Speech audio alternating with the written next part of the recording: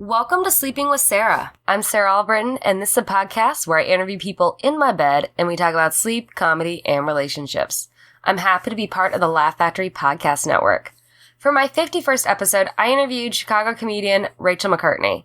You can follow Rachel on Twitter at Rachel M Comedy, and you can also catch her at Zanies for Queer Comedy on March 28th.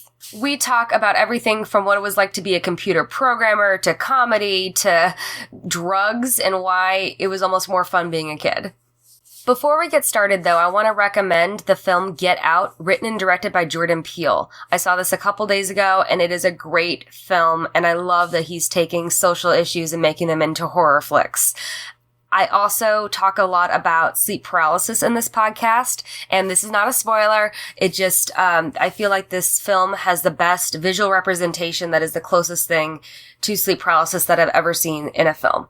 It's vague enough that it won't be spoiler, but I hope you guys do see that film and enjoy it. This podcast is not sponsored by Get Out, but it is sponsored by Audible.com. So go to audibletrial.com/sleepingwithsarah to get a free audio book of your choice. This week, I'd like to recommend Norse Mythology by Neil Gaiman. Again, that's audibletrial.com/sleepingwithsarah. If you like the podcast, please rate and review on iTunes, iHeartRadio, and SoundCloud. And please follow me on Twitter at Sarah Albritton. Well, let's get started with the show.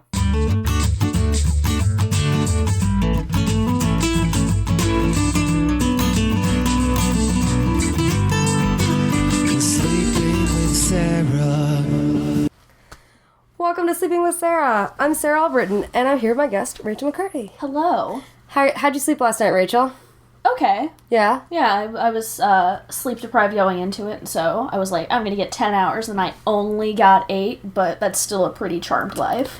Are you, do you not get a lot of sleep? Are you an insomniac? I have intermittent insomnia, and I don't like it.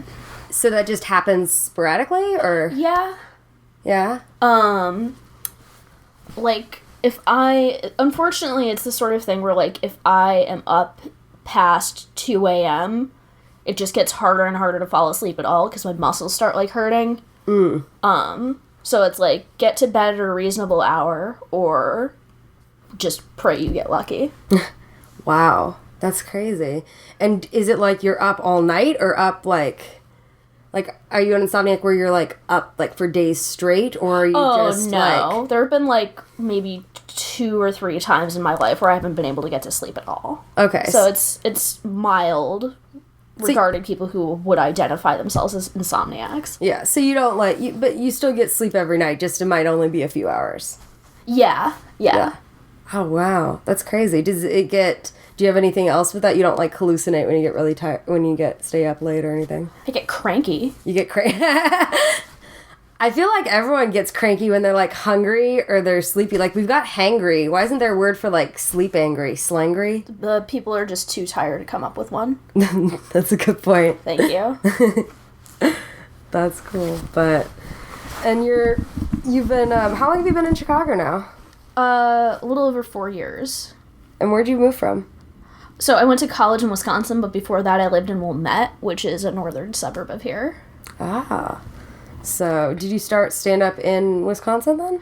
No, I started about 6 or so months after I graduated college. Oh, gotcha. Yeah. Nice. So I was already in Chicago for a programming job that I had at the time. Computer programming? Yeah. You do computer programming? Not anymore. I was gonna say, that's crazy. That's insane. So, you know how to code and all that stuff. Yeah, but it's I would rather have a service job and put my mental energy into stand-up. Oh, because so much mental energy goes into... It's a ton, and anybody who employs you as a programmer wants you to be there for 50 hours a week and pretend you care and all this bullshit. No, thank you. No, I don't care. I don't care. So, just because I feel like a lot of girls don't typically go into that field, what made you go into that or be interested? So, I had an idea in college for a language learning website. It was going to be called Verbsmith. And it was going to help people learn Spanish verb conjugations because that was something that I was, not hardcore struggling with, but I was taking an online Spanish class and they were assigning just a ton of homework because the teacher didn't have to grade it herself. And so, yeah, it was interesting that, like, when I went in to take my first test, I saw there were 12 students in the class. And at the time I went in to take my last test, this was, like, through a community college, and I saw the roll. I was the last person in the class. Everybody else had dropped. The workload was so insane. Oh, wow. That's crazy. But yeah, I came up with an idea to help learn Spanish verb conjugations, where it would be like a web application where you could select whatever verbs you were learning, and then it would prompt you with whatever forms you wanted, so like the infinitive or whatever it is, and it would quiz you on the meaning and whatever forms you were learning. Because I think the verbs are pretty important. So, like, I still remember Spanish. So, soy. Let me cut you off there. I've completely forgotten all Spanish I learned. What? So... That's crazy. I mean, I know what soy means, but... Yeah. Soy eres es somos son. Because they brought into our mind the verb conjugations. Mm-hmm. So, like, when I was, like, younger, like, when I was in... I took classes kindergarten through 3rd grade, and then I switched schools, and in 4th grade I took, like, a 6th grade Spanish class. But then I didn't, like, have people I spoke it to regularly. Uh-huh. And in college, I took Italian. Again, I was good at that, but... no one to speak Italian to. Right. So, I think it's a hard thing to learn. I kind of regret not being fluent in a language. Yeah, I would, but it's like, what you gonna do? Yeah. Hopefully we don't all have to learn Russian soon. You think they're gonna want us to be able to understand them? That's a good point. Thank Kind of you. scary, but very good point. Oh, yeah, that's a very good point. Oh, man. Yeah. You do a lot of political humor, that kind of stuff, too, right? Some. Yeah. Not as much as, like, my friend Noah Rockland and the whole group doing libel and slander, but, Yeah. I mean, like, I have a couple bits here and there. Yeah. I feel, personally, for me, I feel like almost, like, I'm at odds because I feel like sometimes people are going to comedy shows to forget about all the problems going on. Mm-hmm. Or, like, I feel like people are one way or the other. It's like, oh, we're going to bring up the problems and make light of it, or we're going to completely ignore it. I'm just not that good a fake dick sucker that, like, I can be the distraction type. Gotcha. So if they're going to forget, then I'm not going to be for you. Yeah. That's a good point. Not with, like, political things specifically, but just, like, in general, I like to focus on really dark stuff. Yeah. Yeah, I like that, though. It's dark, smart humor. Thank you.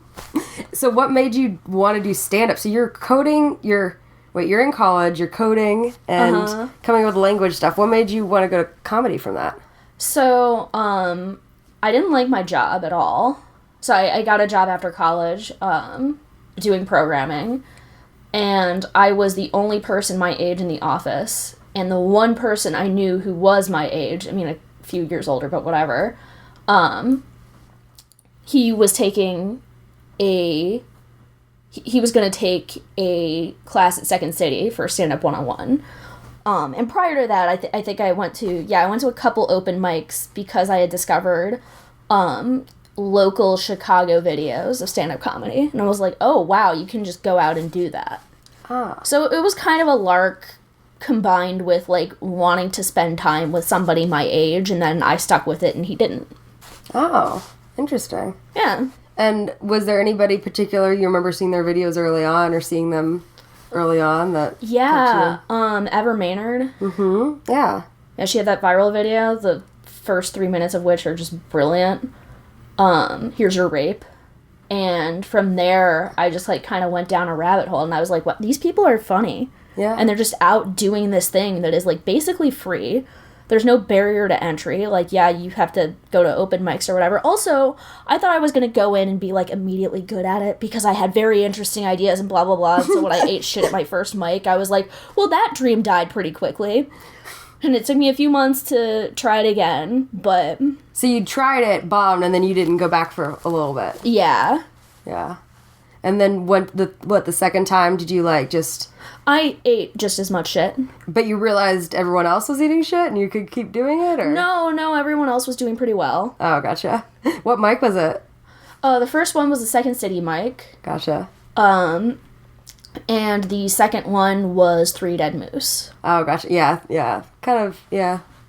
That's three they're dead moose would be tougher hard. rooms. Three dead moose is a tough room, especially for someone that's like their second time. So, yeah. Yeah.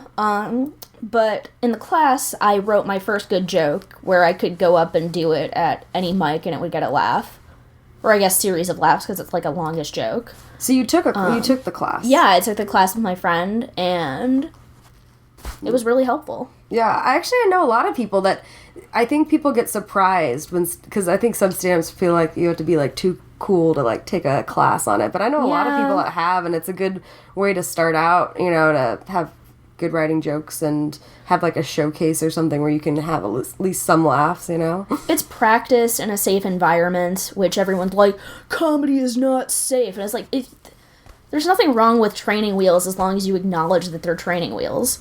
Yeah, as long as you don't expect to have that level of interest of that show like every time. Exactly.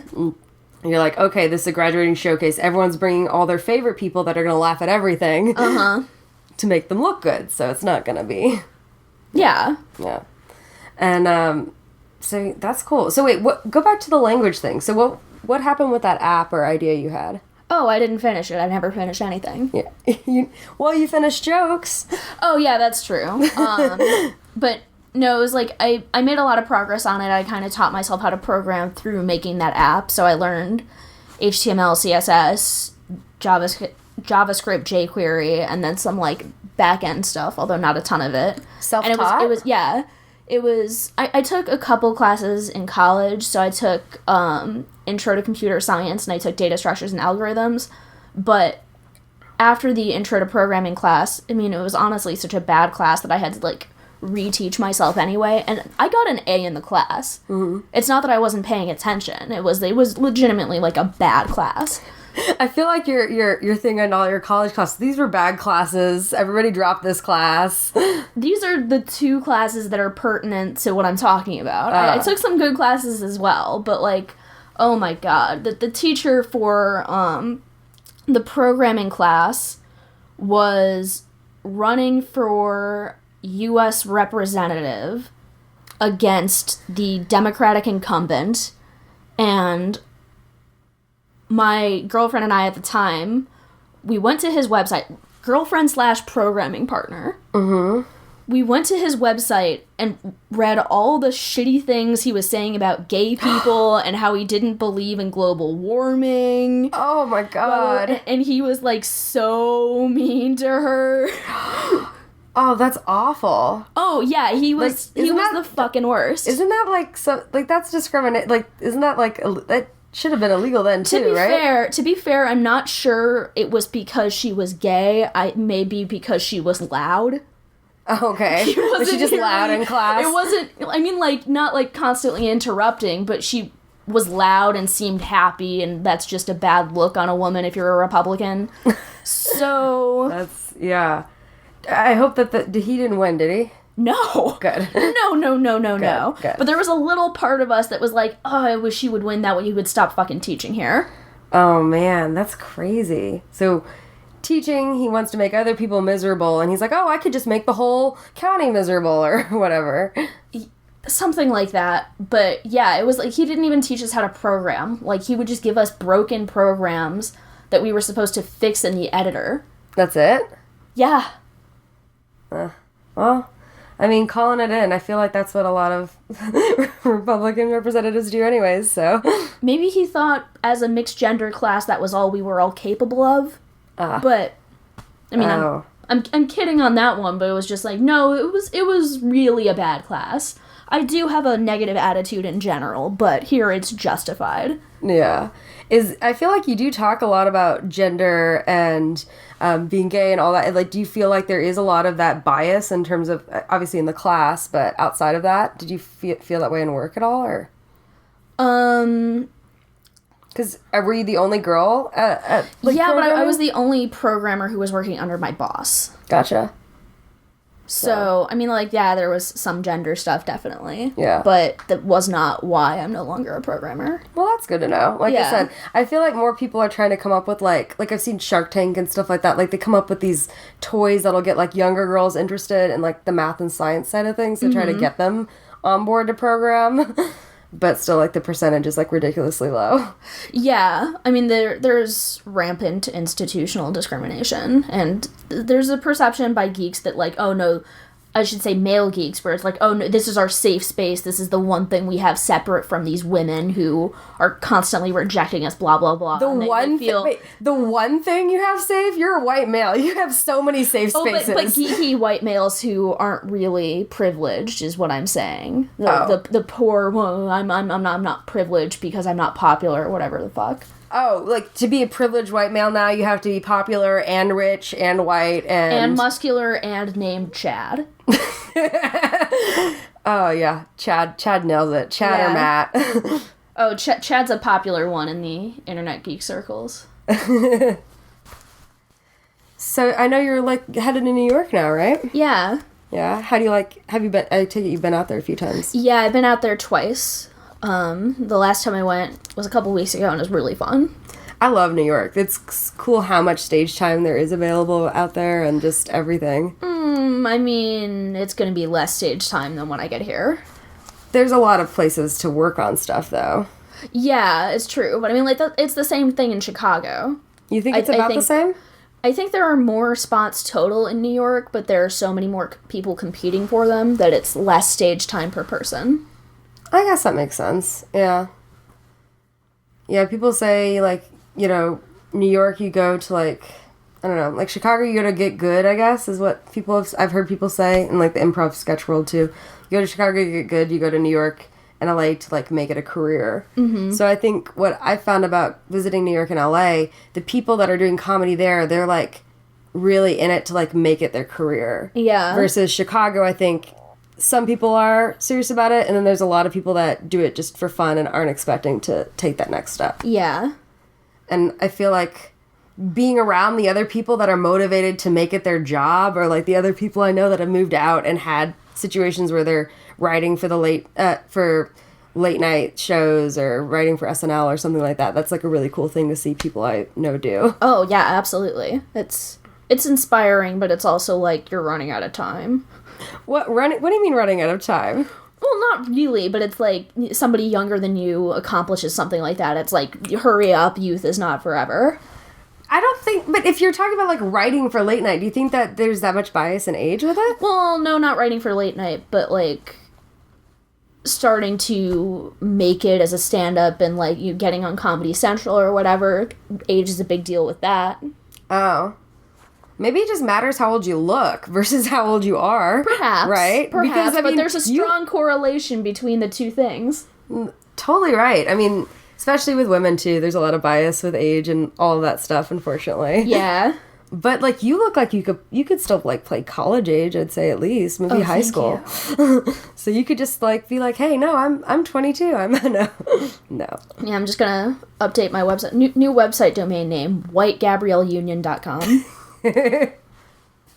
Yeah, like, your last winner in Chicago is, like, pretty not much a winner. Yeah, it's like it's desperately trying to keep me.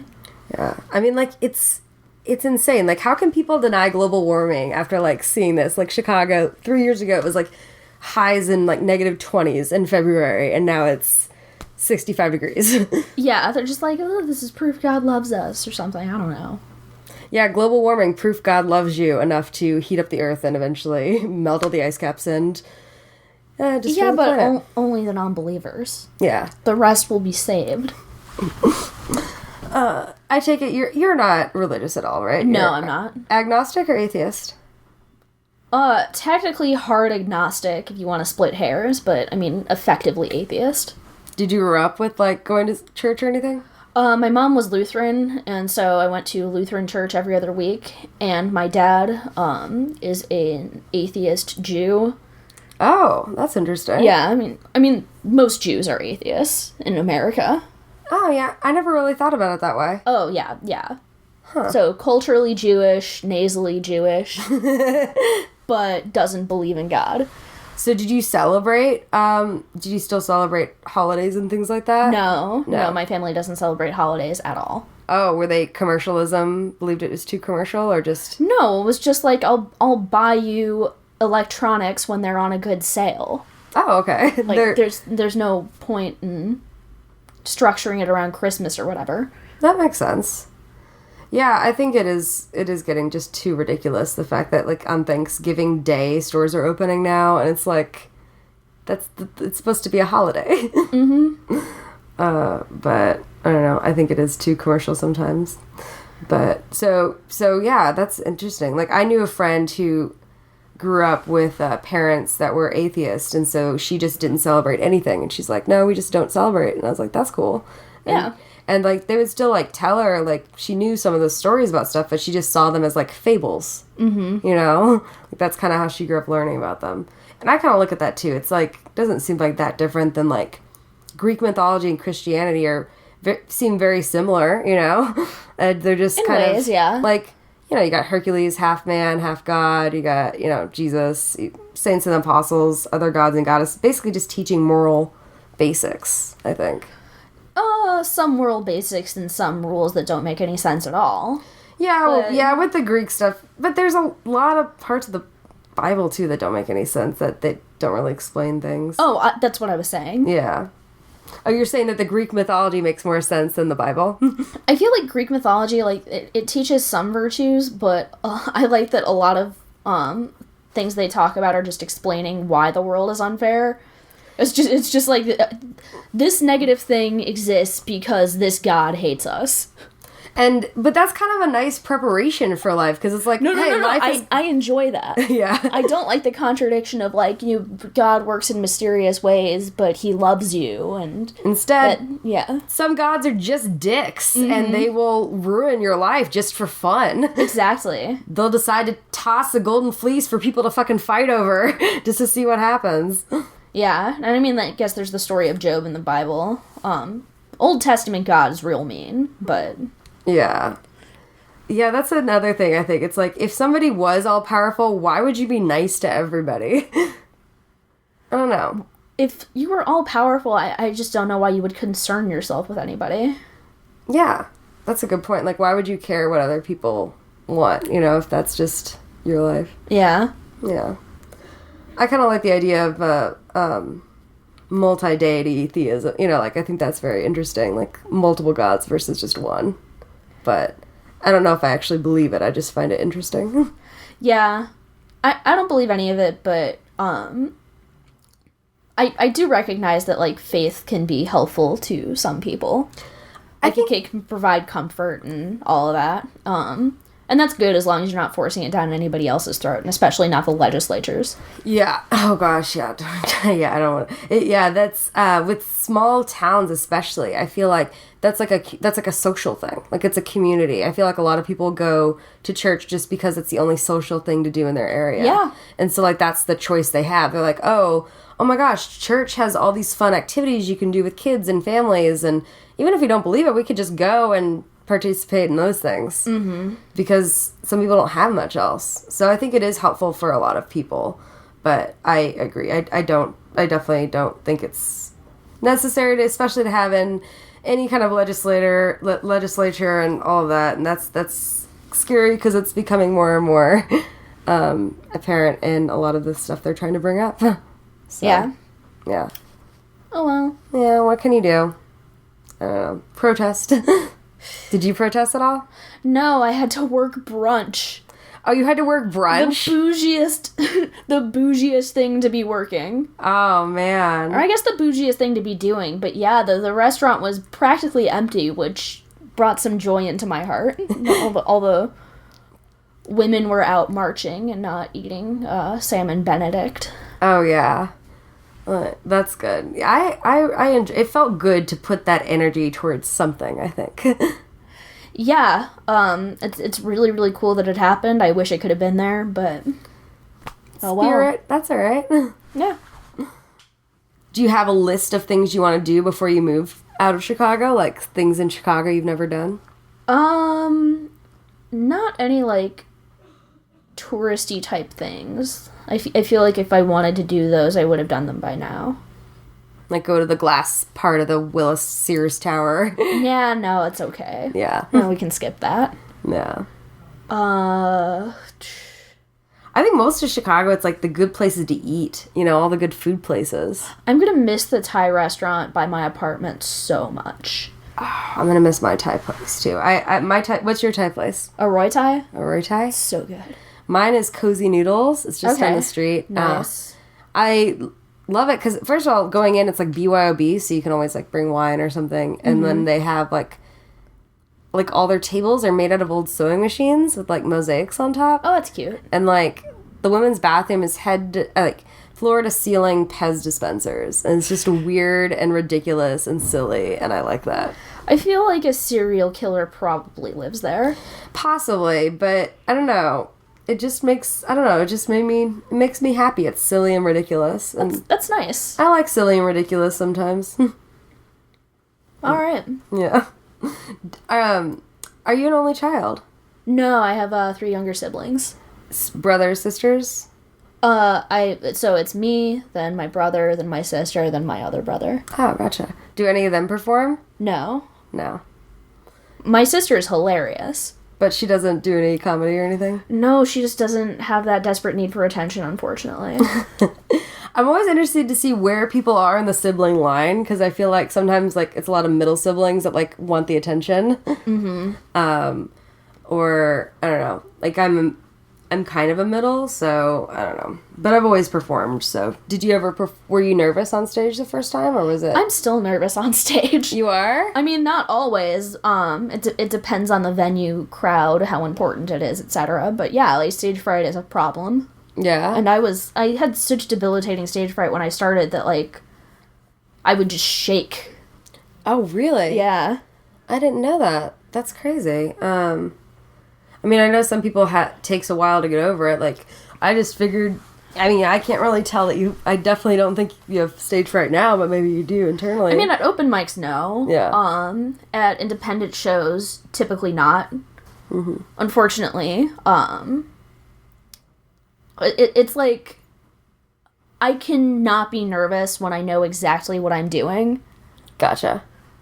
Because it's like, I've done this before, I've mastered it, or if it's like an indie show or something like that, it's like, oh yeah, I can go into this material, and if it doesn't work, I know how to get out of it. Yeah. But unfortunately, like, confidence is the result of repeated success. Mm-hmm. So, when it comes to, like, trying to entertain people who aren't as automatically open to, like, dark stuff, or whatever it is, if it starts not going well, then it's like, sure, you can overpower that with confidence, but if you're too, if you're too aware of what's happening, yeah, then some self-delusion can be healthy, I think. Yeah, I think, that's an interesting point. I think it is interesting when you see someone do darker material and how they prepare people for that, or, like, be, you know, more serious or more dark, you know? Mm-hmm. And I think it takes a while, like, I remember years ago, before she moved to New York, I remember seeing Jenna Friedman, and she would do some, like, darker, more serious material, and sometimes it would go well, and sometimes it wouldn't go well at all. And this is way before I was doing stand-up. Yeah. This is, like, this is a long time ago, but it was, really interesting, and, like, to see her now, you know, just see the difference, you know, just being comfortable with your own style. You know? Yeah. Yeah, it just really depends. And I can generally manage stage fright. It's okay. It's just an unfortunate thing you gotta deal with. No, I think it's always really interesting because it's like writing and comedy is so important to you that you're getting over this big fear. Yeah, I think it has forced me to be a better writer. Definitely. Well, the thing is, like, I spent all my life on stage, so it wasn't a big deal for me to go in front of strangers and tell jokes. Like, that wasn't a worry for me. But imagining, like if... Like, I have a big fear of spiders, right? Uh-huh. So if I had to go in a room full of people and have a spider crawl on my arm while I was doing comedy, that would, you know, maybe deter me a bit more. Does that make sense? Yeah. So I did not spend my whole life on stage. I did, like, some theater camp, but I wasn't, like, a big performer in high school or anything like that. My issue is, like, if I'm doing new material and it starts not going well, I am so spoiled by people at open mics laughing at my stuff that, like, that laugh gives me enough time to remember what I was doing. If there's a silence, I'm like, oh, oh shit, and I'm not confident I'm going to get the next part of it even right.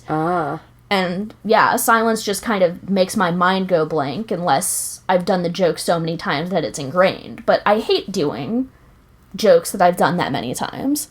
Like, I'll do it to have a good set, but I just get so bored. Like, what's your time limit on jokes before you start getting bored with them? Is it like 6 months, 3 months, or like years, or?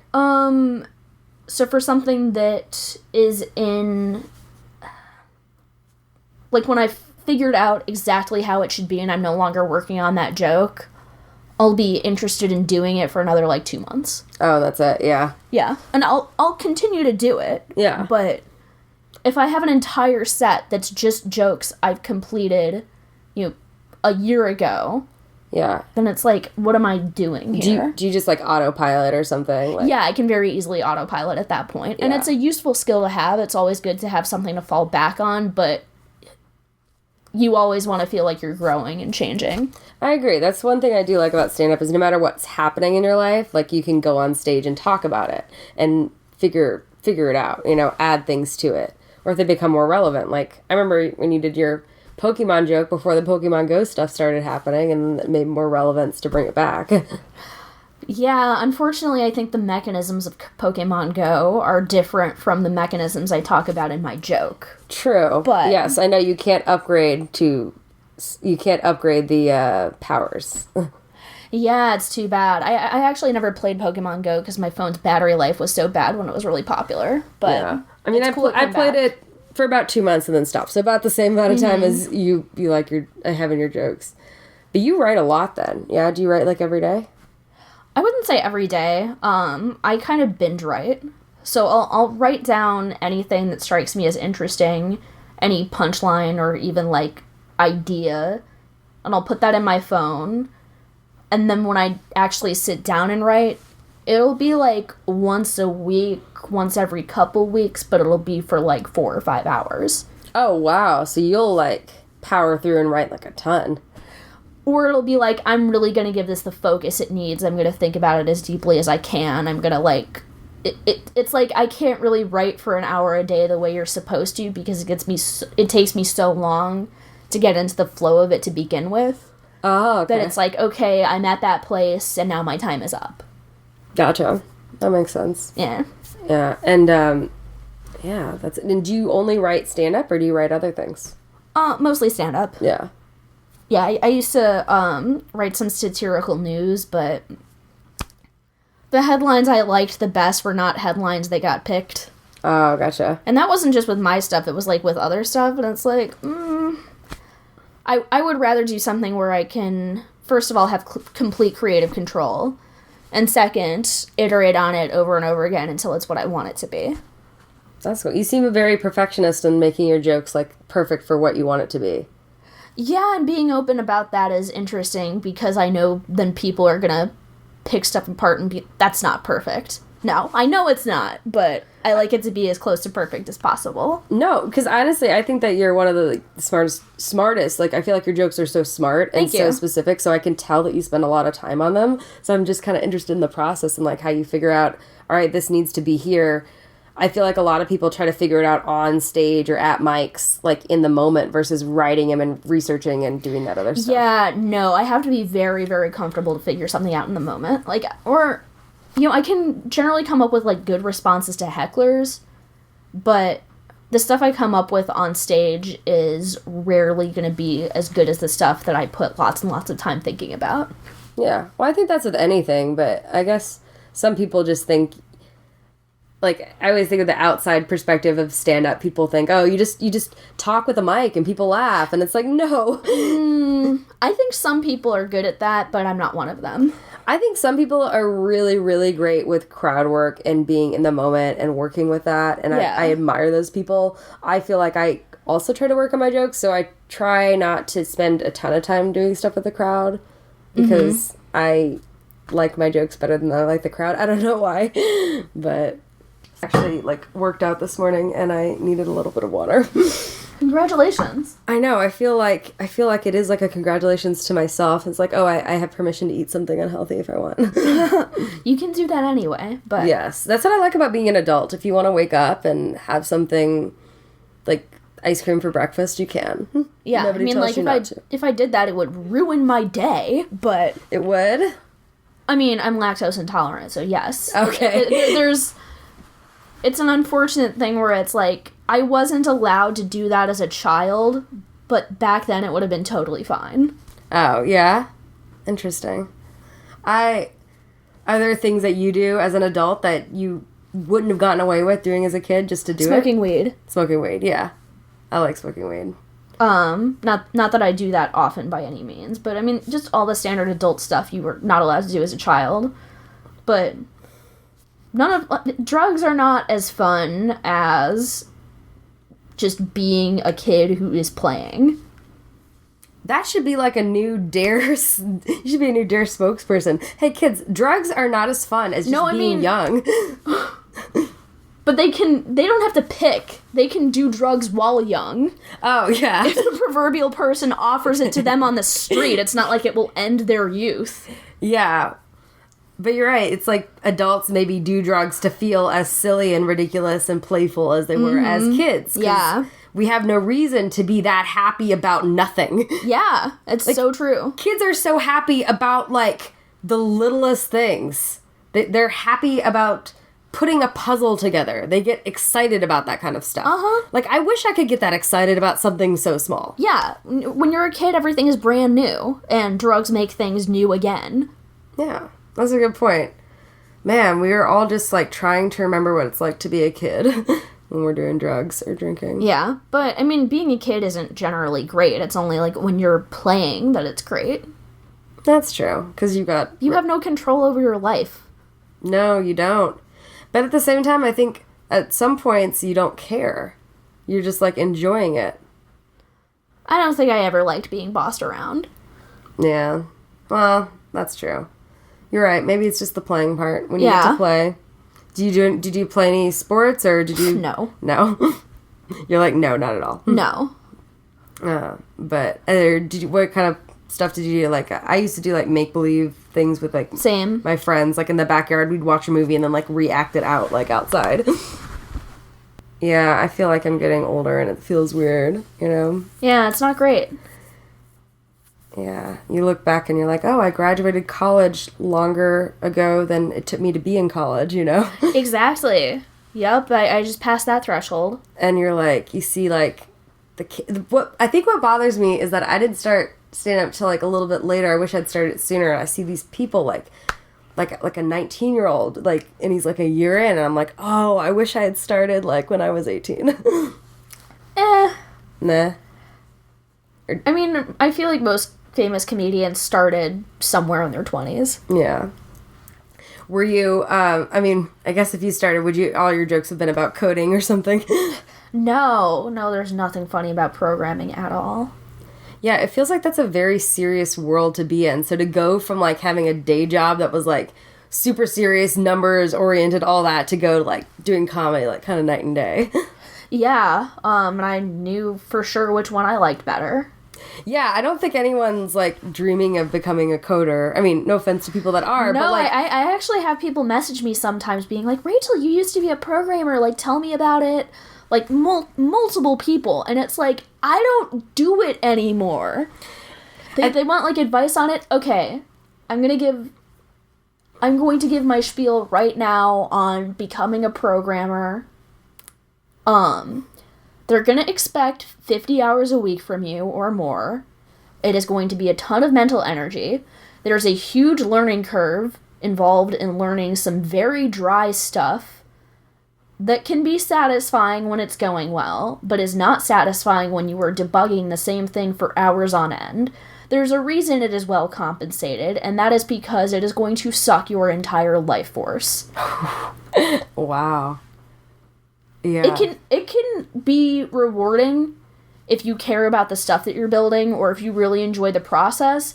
But if you were never particularly analytical, if you were never interested in math, although programming is significantly different from math, like, it's a job. Like, it's a real career. You can't just, like, make your money being a programmer or like, freelancing because you're going to have to deal with clients and that's going to take up a ton of your time and use that to finance your comedy stuff. Yeah. It's just, that's not how it works. If you've been programming for years, maybe you could do it. But it's really, frankly, annoying to have people, like, think it's some kind of, like, meal ticket. Oh, like they're thinking, or it's like the people that think, oh, I'll just do sales for a couple years and sell, like, a bunch of shit and make a bunch of money and then just go further, you know? Yeah. Yes, you can go to a boot camp and become a hireable programmer. And if what you're looking for is a career and you're willing to commit to that fully, then sure, it's worth it. Mm-hmm. But the idea that that's just going to be your day job is kind of insane. That is. And just, like, I could just imagine, like, looking at a screen all day and, like, looking at numbers and specifics. And if you screw... But the thing is, like, if you screw up, like, one thing, if you type one thing wrong, the whole thing can fuck up, right? Oh, well, that's not so difficult because, like, it will tell you have a syntax error. Oh, okay. Like simple things like that are usually pretty easy to solve. But you have to... I guess the most pertinent thing is you have to constantly be learning. It is not like any other technical, like, or what we think of as technical job where you build up some kind of base of knowledge and then it's just applying those patterns over and over again. There's some of that, but technology is constantly changing. You have to know everything that's going on in the code base, how it's generally put together, even if you don't know every detail. But, like, there's a whole world that is going to have to be stored inside of your head. It's deep technical knowledge you have to have. It's a different language. Yeah, C++ is a language, right? Like the language itself isn't that hard once you know it. Mm-hmm. But it's like knowing all of the code in a code base, knowing how a system is put together. It's a ton. Yeah. And if you have energy left over to do comedy after that, especially, like, in your first 6 months, you're better than me. Mm-hmm. I remember when I had that job, so it was, like, this 50 hours a week or whatever, and I was hitting up open mics. I would come home after the open mics every night, and I would immediately collapse on my bed because I did not have the energy to go brush my teeth first.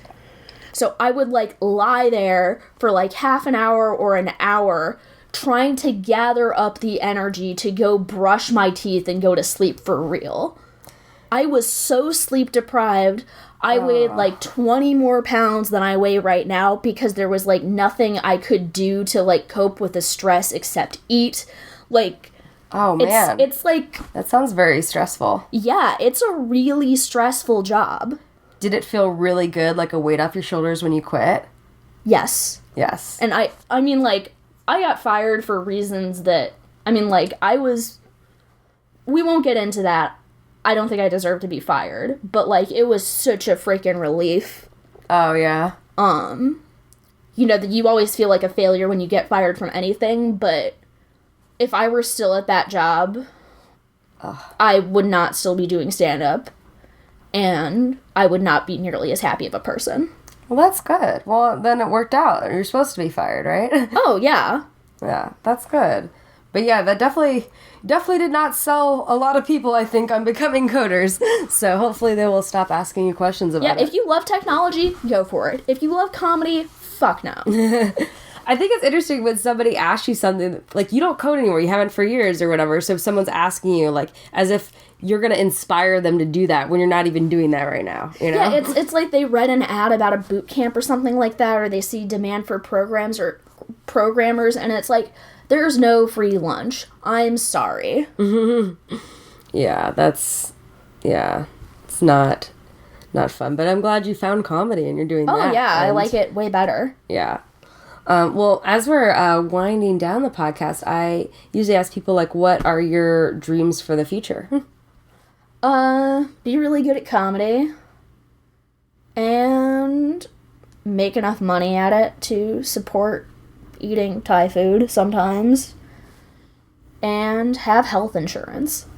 Health insurance is a big one. That's good. Yep. But I don't have any real goals other than that.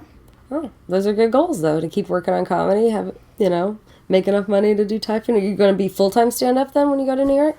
I think I'm probably going to try to get a writing job because I'm good at writing, and it gives you a credit, and it gives you money. That's a good idea. I think you'd be great for, like, all the late-night stuff that are going out. Oh, thank you. Yeah. Awesome. Well, good luck. Thanks so much for being on the podcast. Thanks for having me. Thanks, and now we go to sleep. So good night, everybody. Thanks for listening to Sleeping with Sarah, where I slept with Rachel McCartney. You can follow Rachel on Twitter at Rachel M. McCartney and catch her on the 28th at Zanies.